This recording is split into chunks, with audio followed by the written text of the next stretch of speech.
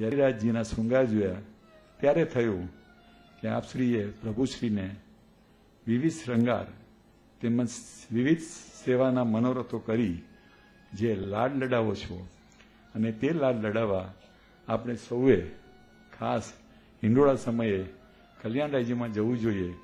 ત્યારે ખબર પડે કે જે હિંડોળા વખતમાં 1-1.5 કલાક લગી જે ઠાકોરજીને જે લાડ લડાવે છે તે અદ્ભુત છે.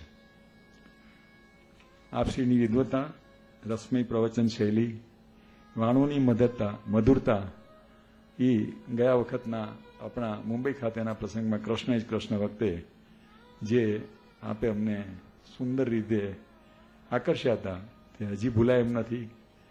અને હવે પછી હું જેની વિનંતી કરું છું કે આ પરિવાર જે બનાવો છો તેમાં સુંદર કાર્યક્રમો કરી મુંબઈ વૈષ્ણવ સમાજને પણ કંઈક આપશો તે વિનંતી. આપ હંમેશા બહુ જ કોમળ હૃદયના રહ્યા છો અને હૃદયપૂર્વકના લાગણીભર્યા સંબંધો એટલી વિશાળતાથી હૃદયમાં રાખો છો કે દરેક વૈષ્ણવ જે એની પાસે 2-3-4 વાર મળ્યો હોય અથવા ફોન ઉપર વાત કરી હોય તો તેને નામથી પણ પરિચય થઈ અને ફોન ઉપર તરત જ આપ જે રીતે વાત કરો છો તે બતાવે છે કે આપ વૈષ્ણવને પોતાના નજદીક કેટલા રાખો છો. આજે એક ખાસ આજે જે પૂજ્ય વહુજી જયતીર વહુજીની સાથે પધારવાના હતા, પરંતુ બંને લાલનની તબિયત થોડીક બરાબર નથી એટલે આવ્યા નથી. એટલે પૂજ્ય જે શ્રી અમો સૌ વૈષ્ણવો આપના આજે સમસ્ત પરિવારના પ્રતીક તરીકે આપે અહીંયા આવ્યા. આટલા બધા સંજોગોને કષ્ટ અમે આપ્યું છે તે માટે અમે તમારા ઋણી છીએ. અને કોઈ પણ જાતનું સાંસારિક પોતાનું દુઃખ કુટુંબનું જોયા નહીં, તબિયત બરાબર નથી એટલે દુઃખ થાય, તે માટે પણ અમે સૌ દિલગીર છીએ. છતાં આપ આવ્યા છો તે માટે ખૂબ જ ઋણી છીએ.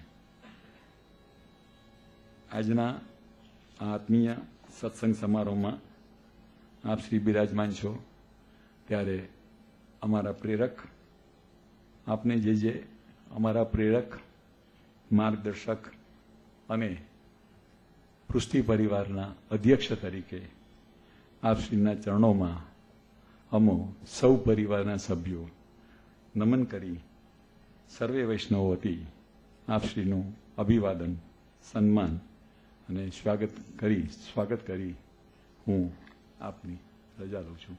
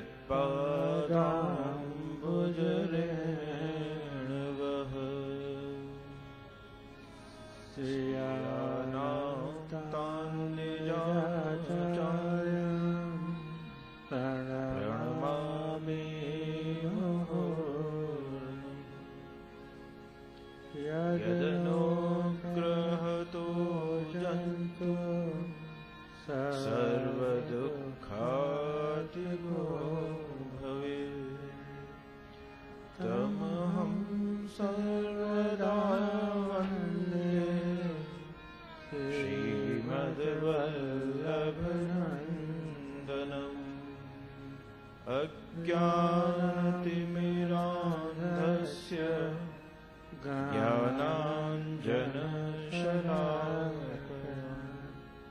चक्षुरुन्मीलितं येन तस्मै श्रीगुरुवे नमः. नमामि हृदयशेषे लीलाक्षिराधिशायिनं लक्ष्मी सहस्रलीलाभिः सेव्यमानं कलानिधे चतुर्भिश्च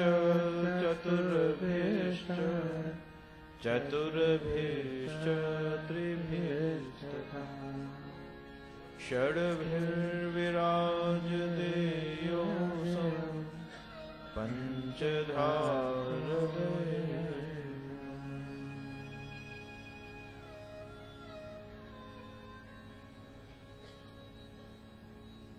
सच्चिदानंद रूपाय विश्वोत्पत्त्यादि हेतवे तापत्रय विनाशाय श्री कृष्णाय वयं नमः।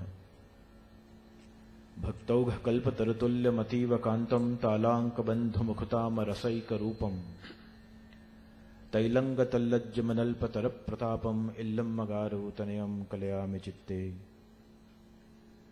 शरण्यातिधन्यो धरण्यां वरेण्यो वरिवर्तिगण्यो यदन्न न कोऽपि गतिर्विठ्ठलेशे रतिर्विठ्ठलेशे मतिर्विठ्ठलेशे सदा वै ममास्तु। ओम सहना ववतु सहनौ भुनक्तु सह वीर्यं करवावहै तेजस्विनावधीतमस्तु मा विद्विषावहै। ओम शांति शांति शांति। प्रभुर्नंद कुमारो मे स्वामिनी वृषभानुजा कृतार्थोऽहं कृतार्थोऽहं कृतार्थोऽहं न संशय। આજના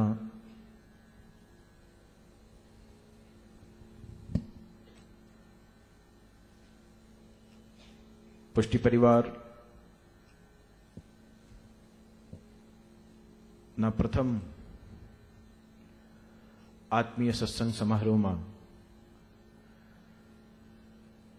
શ્રાવણ માસની આ શમી સંધ્યાએ આચાર્ય શિરોમણી શ્રીમદ મહાપ્રભુ જગદગુરુ શ્રી વલ્લભાધીશના દિવ્ય પુષ્ટિ ભક્તિ માર્ગને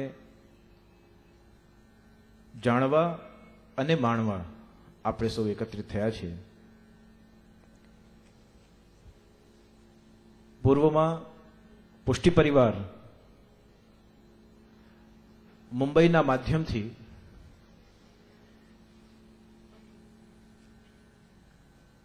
સમગ્ર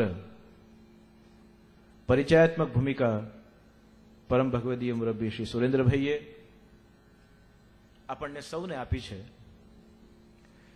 પરિચય આપવા માટે જ્યારે ઉભા થયા ત્યારે મને લાગી રહ્યું હતું કે પુષ્ટિ પરિવારનો પરિચય છે, સુરેન્દ્રભાઈએ મારો પરિચય આપ્યો। પુષ્ટિ પરિવાર એ શ્રીમદ મહાપ્રભુજી શ્રી વલ્લભાધીશનો વલ્લભીય પરિવાર છે।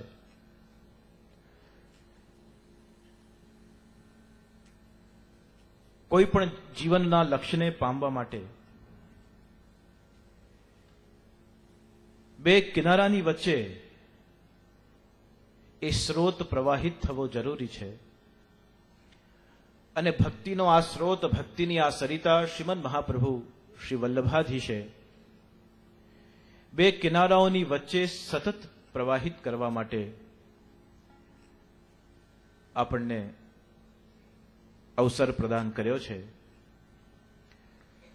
પુષ્ટિ પરિવારનો મતલબ એ છે કે આમાં કેવલ વલ્લભકુલ પરિવારનું યોગદાન નથી, આમાં કેવલ વૈષ્ણવ પરિવારોનું યોગદાન નથી, પણ જેમાં વલ્લભ વંશજ પરિવારનું પણ અને વૈષ્ણવ વંશજ પરિવારનું પણ સમાન ઉત્તરદાયિત્વ આ સંપ્રદાયની વિચારધારા, આની આચાર સંહિતા, આની પરંપરા અને આના ઇતિહાસના પ્રચાર પ્રસાર અને સંરક્ષણ માટે સાથે મળીને સંકલ્પિત અભિગમ સાથે મળીને આગળ વધવા માટેનું મનોરથ પુષ્ટિ પરિવાર દ્વારા સેવામાં આવ્યું છે। પુષ્ટિ પરિવારનું એક પરિચયાત્મક સ્વરૂપ તો એ છે, મૂળ વિષયને પ્રારંભ કરીએ તે પહેલા પુષ્ટિ પરિવાર પ્રારંભ કરવા પાછળનો હેતુ એ છે કે સંપ્રદાયની ઘણી બધી એવી વ્યવસ્થાઓ જે આસ્થાના આધારે